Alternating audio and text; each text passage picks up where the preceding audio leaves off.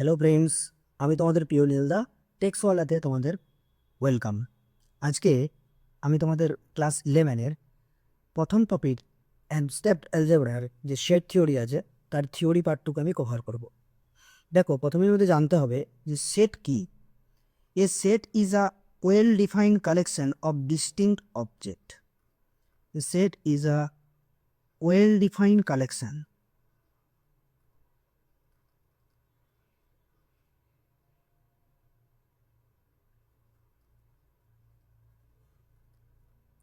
Of distinct object, অর্থাৎ কতগুলি বস্তুর সুসংগত সমষ্টিকেই আমরা সেট বলি। এখন জানতে হবে ওয়েল ডিফাইন্ড মানে কি, কালেকশন মানে কি, এবং ডিস্টিংক্ট কথাটির মানে কি।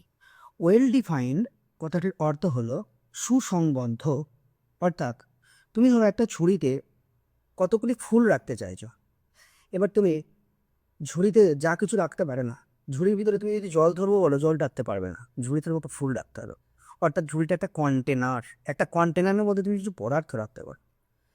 পুরো যখন সব পদার্থগুলোকে রাখছো সেটা একটা কালেকশনের আন্ডারে আসছে, অর্থাৎ তুমি চয়ন করছো বা পিক করছো। আর বস্তুগুলোকে ডিস্টিংক্ট হতে হবে, অর্থাৎ তোমার যেন একটা মিনিংফুল হয়।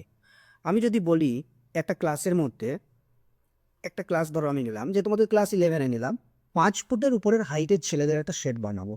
তাহলে আমি সেই সেটটার নাম দিতে পারি এ সেট, এবং তার ভিতরে আমি যে ছেলেগুলি 5 ফুটের উপরে এলো, যেমন রাম, শ্যাম, যদু এটসেট্রা বিভিন্ন রকম আসতে পারে, তো তাদেরকে আমরা এই সেটটার ভিতরে রাখতে পারি। বেশ, এটা একটা ওয়েল ডিফাইন্ড হলো, তাই এটাকে আমি সেটের আন্ডারে রাখতে পারি। কিন্তু ধরো আমি বললাম যে ক্লাসে সুন্দরী মেয়েদের একটি সেট বানাবো, তখন তুমি এ সেটের নাম দিতে পারো, কিন্তু সেটের ভিতরে তুমি রাখতে পারবে না। কেন রাখতে পারবে না? কারণ সুন্দরী মেয়েদের সেট বলে কোনো কিছু হয় না। তোমার চোখে হতে পারে যে রিমা সুন্দরী, আমার চোখে হয়তো সে নাও সুন্দরী হতে পারে। তাহলে এটা ওয়েল ডিফাইন হলো না। যখন ওয়েল ডিফাইন হবে না, তখন তাকে সেটার আন্ডারে রাখতে পারবো না। The basic definition of set. সেটকে আমরা অলওয়েজ দি কার্লি ব্র্যাকেটের মাধ্যমে রাখবো। ফার্স্ট ব্র্যাকেট চলবে না, থার্ড ব্র্যাকেট চলবে না, অলওয়েজ আমাদেরকে এই কার্লি ব্র্যাকেটের মধ্যে রাখতে হবে। আমরা সেটকে এভাবেই প্রেজেন্ট করব, সেটকে আমরা প্রেজেন্ট করব এই কার্লি ব্র্যাকেটের মাধ্যমে। এখন জানতে হবে যে কত রকমের সেট আমাদের হতে পারে। বিভিন্ন রকমের সেট হতে পারে। আমরা বেসিক্যালি সেটকে দুটো ভাগে ভাগ করতে পারি, একটা হচ্ছে অসীম সেট, আর একটা হচ্ছে সসীম সেট। অসীম সসীম মানে কি, দুটোর অর্থ তোমরা জানো। অসীম মানে যেটাকে তুমি গুনতে পারো না, আর সসীম মানে যেটা তুমি গুনতে পারো। অসীম সেটের উদাহরণ তুমি দুনিয়াতে অনেক কিছু পাবে, সসীম সেটের উদাহরণও তুমি দুনিয়াতে অনেক কিছু পাবে। দেখো, আমি একটা সসীম সেটের যদি উদাহরণ দিই, দেখো সেকেন্ড প্যাকেট আমি দিয়ে দিয়েছি, ফার্স্ট প্যাকেটও দিইনি, থার্ড প্যাকেটও দিইনি। আমি যদি বলি ইংরেজের যে ভাওয়েলগুলো আছে বা কনসোনেন্টগুলো আছে, আমি ছোটই নিচ্ছি উদাহরণ, ভাওয়েলগুলোকে নিয়ে দিলে আমি সেট বানাতে চাই, তাহলে আমি জানি যে এ, ই, আই, ও, ইউ। কনসোনেন্ট বাকিগুলো তুমি নিয়ে নিতে পারবে।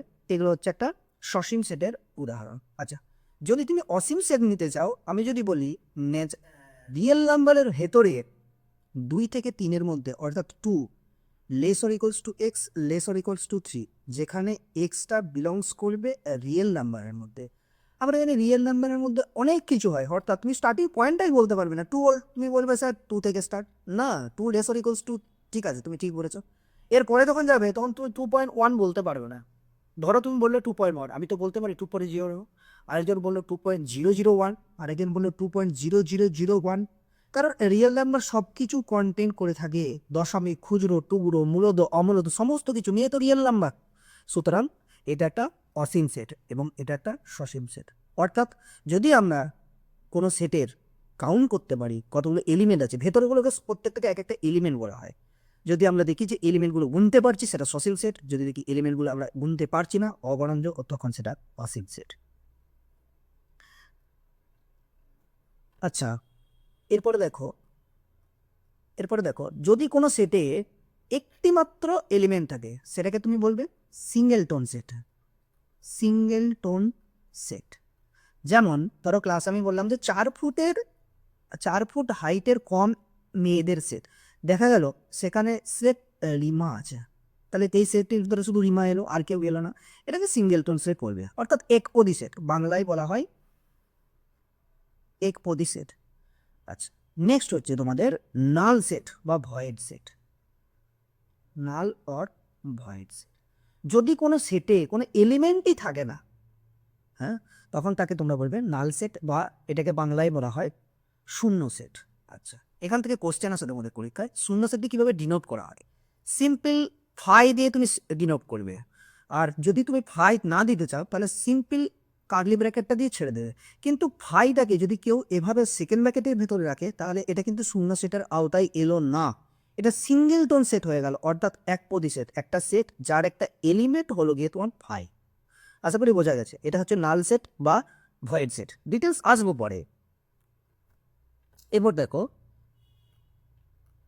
এরপর দেখো আমাদের ইউনিভার্সাল সেট সম্পর্কে জানতে হবে। ইউনিভার্সাল সেট মানে হচ্ছে ধরো একটা সমুদ্রে গিয়ে অনেকগুলো নদী গিয়ে একটা সমুদ্রে গিয়ে পড়ে না, এটা যদি উল্টোভাবে ভাবো যে একটা সমুদ্র থেকে কতগুলো নদীর সৃষ্টি হয়েছে, তখন ওই সমুদ্রটাকে তুমি ইউনিভার্সাল সেট বলবে। ইউনিভার্সাল সেটটাকে ইউ দিয়ে লেখা হয়। ধরো ইউনিভার্সাল সেটটার ভেতরে আমি কিছু এলিমেন্ট ডাললাম, 1 2 3 4 5 6, ব্যাস, আরও আচ্ছা, ফলটা আমি এখানেই শেষ করলাম। এরপরে একটা এ সেট নিলাম যার ভিতরে রাখলাম 1 2, একটা বি সেট নিলাম যার ভিতরে রাখলাম 3 4, এরকম করে আমি বানাতেই পারি। সাবসেট কি উপসেট কি এগুলো একটু পরে আসছে, শুধু এটুকু জেনে রাখো ইউনিভার্সাল সেট হলো বড় সেটটা, যেখান থেকে ছোট্ট ছোট্ট সেটগুলো উৎপন্ন হচ্ছে, তার বড় সেটটাকে বলবো ইউনিভার্সাল সেট, এবং ছোট ছোট সেটগুলো হবে এর সাবসেট।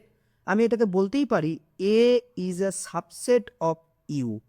সাবসেটের চিহ্ন এভাবেই আমরা লিখব, সাবসেট অর ইকুয়াল হয়, একটা শুধু সাবসেট হয়।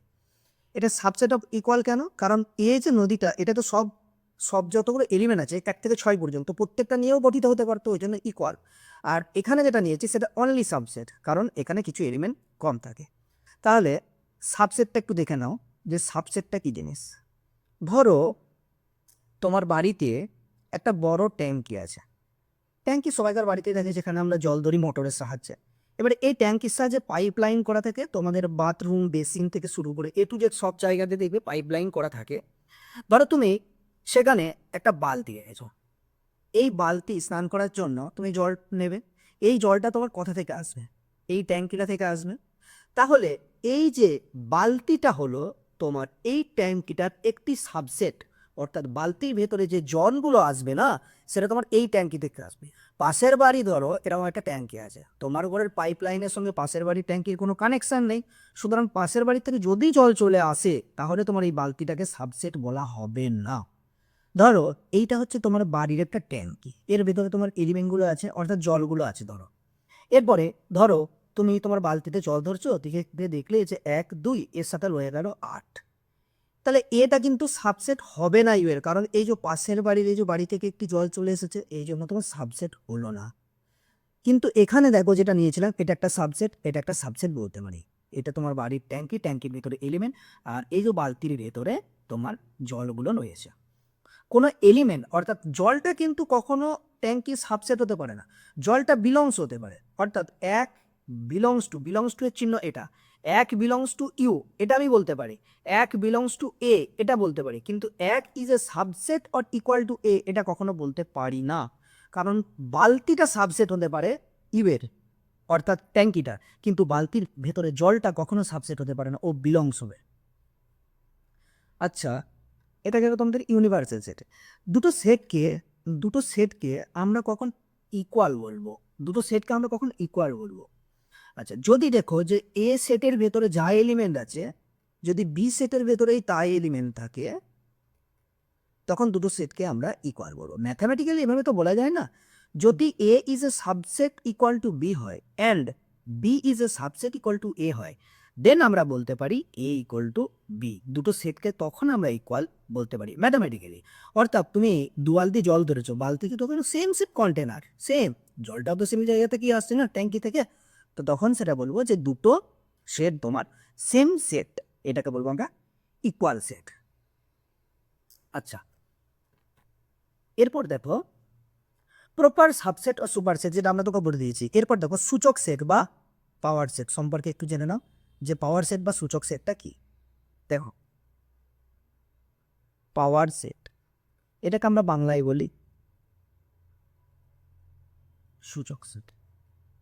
ধরো তোমার কাছে তিনটে এলিমেন্ট আছে। কি তিনটে এলিমেন্ট? ধরো একটা ওয়াচ আছে, একটা মানি পার্স আছে, আর একটা ধরো সানগ্লাস আছে। তুমি একটা ওয়েডিং সেরিমনিতে যাচ্ছ, তুমি কিভাবে যেতে পারো? হতে পারে তুমি শুধুমাত্র ওয়াচটা পরে গেছো, 1 নম্বর কেস। 2 নম্বর কেস শুধুমাত্র মানি পার্সটা নিয়ে গেছো। 3 নম্বর কেস শুধুমাত্র সানগ্লাসটা নিয়ে গেছো। আরও কেস হতে পারে। অর্থাৎ এই দুটোর কম্বিনেশনে পড়ে গেছো, এটাকে পড়ে যাওয়া নেই। অর্থাৎ ওয়াচ নিয়েছো, মানি ব্যাগ নিয়েছো, কিন্তু এটা নাম নিয়ে। এমনও হতে পারে মানি ব্যাগ নিয়েছো, সানগ্লাস পরেছো এবং ওয়াচটা নাম নিয়ে। এটা একটা কেস। আরেকটা কেস হতে পারে যেটা হচ্ছে ওয়াচ নিয়েছো এবং সানগ্লাস করেছো কিন্তু মানি ব্যাগটা নাও নি। আবার এমনও তো হতে পারে তিনটেই দিয়েছো, হতেই পারে তিনটেই দিয়েছো। আরেকটা কেস হতে পারে কোনো কিছুই পড়ে যাও, অর্থাৎ ওয়াচও নাওনি, মানি ব্যাগও নাওনি এবং সানগ্লাসও পরানি। তখন প্রত্যেকটা ক্ষুদ্র ক্ষুদ্র অংশগুলোকে নিয়ে যে সেটটা গঠন করা হবে, সেই পুরো বড় সেটটা হবে তোমার পাওয়ার সেট। পাওয়ার সেটকে আমরা পি দিয়ে লিখি করি। ধরো কোনো একটা সেট এ, তার পাওয়ার সেটকে নাম দেবো পি অফ এ। যদি কোনো সেটে এন সংখ্যক এলিমেন্ট থাকে, ধরো কোনো সেটে একটা এন সংখ্যক এলিমেন্ট আছে, এন সংখ্যক তো গুণে আঁকি 1 2 3 4 5 6 করে, তাহলে তার পাওয়ার সেটে কত এলিমেন্ট থাকে বলে তো? 2 টু দি পাওয়ার এন। তিনটে থাকলে 8টা হবে, 4টে থাকলে 2 টু দি পাওয়ার 4 হবে, এনটা থাকলে 2 টু দি পাওয়ার এন হবে। যখন সাবসেট বলেছিলাম, সাবসেট আর পাওয়ার সেটের কনসেপ্টটা একই রকমের। সাবসেটেও যদি এন সংখ্যা, কোনো একটা সেটে ধরো এন সংখ্যক এলিমেন্ট আছে, তার সাবসেটে থাকবে 2 টু দি পাওয়ার এন সংখ্যক এলিমেন্ট। কিন্তু যদি বলে প্রপার সাবসেট, প্রপার, তখন কিন্তু 2 টু দি পাওয়ার এন থেকে 1 বিয়োগ হবে। আচ্ছা, তোমাদের আজকের এই থিওরি পার্টটা, যেহেতু ভিডিওটা বড় হয়ে যাচ্ছে, সুতরাং এই থিওরি পার্টটা এইটুকুই। এখনও থিওরি শেষ হয়নি, সেটার আরও থিওরি বাকি আছে। এটা নেক্সট পার্টের জন্য তোমরা ওয়েট করো। নেক্সট পার্টে বাকি থিওরিটা করিয়ে তোমাদেরকে কোশ্চেন সলভ করিয়ে দেওয়া হবে।